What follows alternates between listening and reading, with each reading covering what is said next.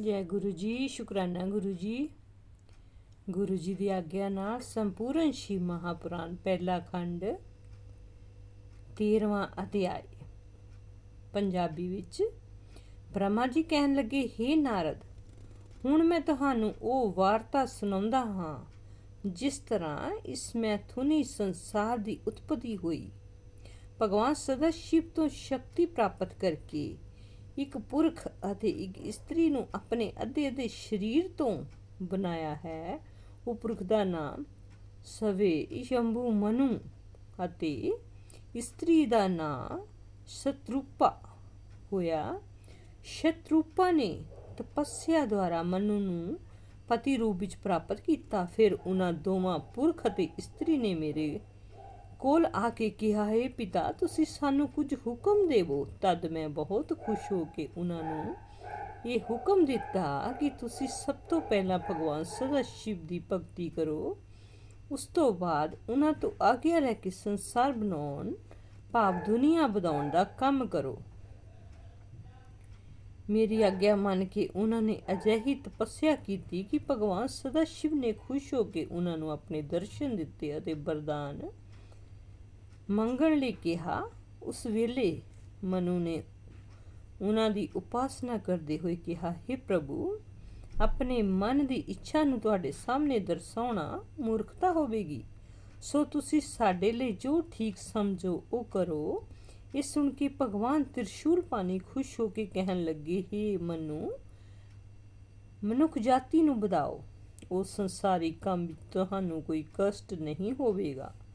ਤੁਹਾਨੂੰ 3 ਤਰ੍ਹਾਂ ਦੇ ਕਰਜ਼ ਚੁਕਾਉਣੇ ਪੈਣਗੇ, ਜਿਨ੍ਹਾਂ ਨੂੰ ਦੇਵ ਰਿਣ, ਦੇਵਤਾ ਦਾ ਕਰਜ਼ਾ, ਪਿਤਰ ਰਿਣ, ਪਿਤਾ ਦਾ ਕਰਜ਼ਾ ਅਤੇ ਰਿਸ਼ੀ ਰਿਣ, ਰਿਸ਼ੀ ਦਾ ਕਰਜ਼ਾ ਆਖਦੇ ਹਨ। ਇਹਨਾਂ ਤਿੰਨਾਂ ਕਰਜ਼ਿਆਂ ਨੂੰ ਉਤਾਰਨ ਦਾ ਤਰੀਕਾ ਵਿਦਿਆ ਪੜ੍ਹਨਾ, ਸੰਤਾਨ ਬਣਾਉਣਾ ਅਤੇ ਯੱਗ ਕਰਨਾ ਹੈ। ਐਨਾ ਕਹਿ ਕੇ ਸ਼ਿਵ ਜੀ ਅਲੋਪ ਹੋ ਗਏ। हे ਨਾਰਦ, ਭਗਵਾਨ ਸਦਾ ਸ਼ਿਵ ਤੋਂ ਇਸ ਤਰ੍ਹਾਂ ਵਰਦਾਨ ਪ੍ਰਾਪਤ ਕਰਕੇ ਮਨੂ ਅਤੇ ਸ਼ਤਰੂਪਾ ਮੇਰੇ ਕੋਲ ਪਰਤ ਆਏ ਅਤੇ ਮੈਨੂੰ ਸਭ ਵਾਰਤਾ ਕਹਿ ਸੁਣਾਈ। ਉਸਨੂੰ ਸੁਣ ਕੇ ਮੈਂ ਵੀ ਉਹਨਾਂ ਨੂੰ ਕਿਹਾ, ਤੁਸੀਂ ਦੋਵੇਂ ਸੰਤਾਨ ਬਣਾਓ। ਮੇਰੀ ਆਗਿਆ ਲੈ ਕੇ ਉਹ ਦੋਵੇਂ ਇਹ ਸੰਸਾਰ ਬਣਾਉਣ ਲੱਗੇ। ਪਹਿਲਾਂ ਉਹਨਾਂ ਨੇ 2 ਪੁੱਤਰਾਂ ਅਤੇ 3 ਧੀਆਂ ਨੂੰ ਜਨਮ ਦਿੱਤਾ। ਉਹਨਾਂ ਵਿੱਚੋਂ ਇੱਕ ਪੁੱਤਰ ਪ੍ਰਿਯਵ੍ਰਤ ਦੇ ਨਾਲ ਪ੍ਰਸਿੱਧ ਹੋਇਆ। ਉਸਨੇ ਗ੍ਰਹਸਥ ਆਸ਼ਰਮ ਵਿੱਚ ਰਹਿ ਕੇ ਉੱਤਮ ਧਰਮ ਦਾ ਪਾਲਣ ਕੀਤਾ। ਉਸਦੀ ਸੰਤਾਨ ਵੀ ਬਹੁਤ ਸ਼ੀਲਵਾਨ ਹੋਈ। ਅੱਗੇ ਚੱਲ ਕੇ ਉਹਨਾਂ ਦੇ ਵੰਸ਼ ਵਿੱਚ ਭਗਵਾਨ ਸ਼੍ਰੀ ਕ੍ਰਿਸ਼ਨ ਚੰਦਰ ਨੇ ਅਵਤਾਰ ਲਿਆ। ਮਨੂ ਦੇ ਦੂਜੇ ਪੁੱਤਰ ਦਾ ਨਾਂ ਉਤਾਨਪਾਦ ਸੀ। ਉਸਦੇ ਵੰਸ਼ ਵਿੱਚ ਧਰੁਵ ਵਰਗੇ ਯੋਗੀ ਭਗਤ ਦਾ ਜਨਮ ਹੋਇਆ। ਮਨੂ ਦੀ ਪਹਿਲੀ ਧੀ ਦਾ ਨਾਂ ਅਨੁਮਤੀ ਸੀ। ਉਸਦਾ ਵਿਆਹ ਮੇਰੇ ਪੁੱਤਰ ਰੁਚੀ ਨਾਲ ਦੇ ਮੁਨੀ ਨਾਲ ਹੋਇਆ ਸੀ। ਉਹ ਪੁੱਤਰ ਮੈਨੂੰ ਬਹੁਤ ਪਿਆਰਾ ਸੀ। ਉਸ ਦੁਆਰਾ ਯੱਗ ਅਤੇ ਦੀਕਸ਼ਾ ਨਾਂ ਦੀਆਂ 2 ਸੰਤਾਨਾਂ ਹੋਈਆਂ। ਉਸਦੇ ਗਰਭ ਤੋਂ ਭਗਵਾਨ ਕਪਿਲ ਦੇਵ ਨੇ ਜਨਮ ਲਿਆ। ਕਰਮਦ ਮੁਨੀ ਦੀ ਕਲਾ, ਅਨੁਸੂਰਜਾ, ਸ਼ਰਧਾ, ਨਿਵਰਚਾ, ਕਰਮਾਗਤੀ, ਸ਼ਾਂਤੀ, ਅਰੁਧਤੀ, ਖਿਆਤੀ, ਬਰਹਤੀ ਅਤੇ ਬਿਰਹਤੀ ਨਾਂ ਦੀਆਂ 10 ਕੁੜੀਆਂ ਵੀ ਹੋਈਆਂ।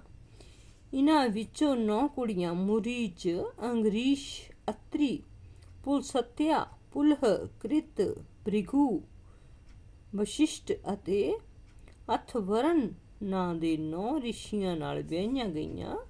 ਮਨੂ ਦੀ ਤੀਜੀ ਕੁੜੀ ਦਾ ਨਾਂ ਪ੍ਰਸੂਤੀ ਸੀ।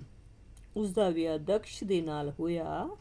ਉਹਨਾਂ ਦੋਵਾਂ ਤੋਂ 58 ਕੁੜੀਆਂ ਹੋਈਆਂ।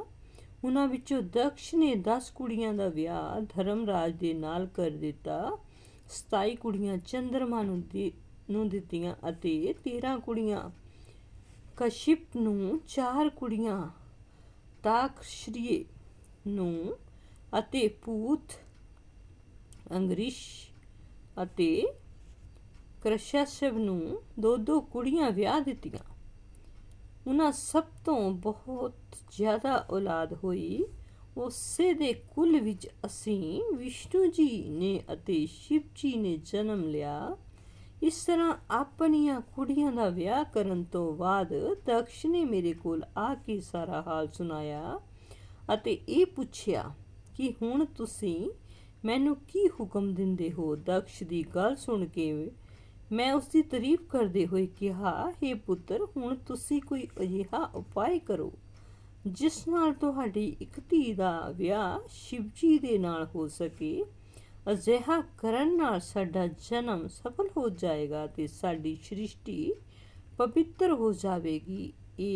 ਮੇਰਾ ਇਹ ਹੁਕਮ ਸੁਣ ਕੇ ਦਕਸ਼ ਸਖਤ ਤਪੱਸਿਆ ਕਰਨ ਲਈ ਤੁਰ ਪਿਆ। ਉਸ ਤਪੱਸਿਆ ਦੇ ਪ੍ਰਭਾਵ ਨਾਲ ਆਦਿ ਸ਼ਕਤੀ ਜਗਦੰਬਾ ਨੇ ਦਕਸ਼ ਦੇ ਘਰ ਵਿੱਚ ਅਵਤਾਰ ਲਿਆ।